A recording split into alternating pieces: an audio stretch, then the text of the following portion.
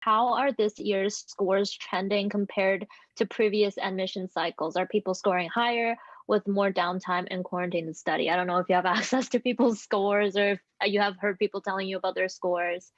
But Yeah, well, LSAC hasn't released any data on this specifically, but the exams equated. I only know what I've heard anecdotally. So I could say that basically the exams are, I'll speak theoretically and then what I've heard anecdotally. So theoretically, exams are equated. So they're going to adjust the difficulty and the curve, the quote unquote curve for whatever people do in a particular test administration or a particular cycle. So it's not going to be any harder or easier regardless. It's not like they can just give more people 175s if people do better. They'll adjust the curve accordingly.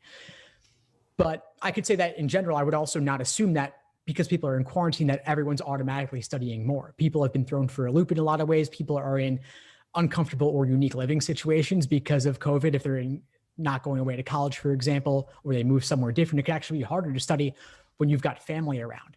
So I wouldn't assume that people are automatically going to study more.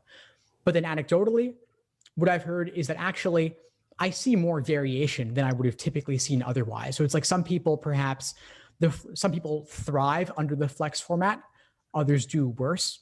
And so I would say to maximize your potential, really do what you can to simulate test day conditions specifically. So use Law Hub, use the online system, take your practice tests online. Don't study them out of books when you know you're doing the LSAT online, regardless of digital or flex. In North America, at least, you're doing it on a screen, not on paper. So prep accordingly. Thanks for tuning into the show. Please subscribe if you haven't done so already to be notified of new episodes as I release them. And feel free to reach out if you need anything at all as you move forward with your prep. I'm happy to help however I can.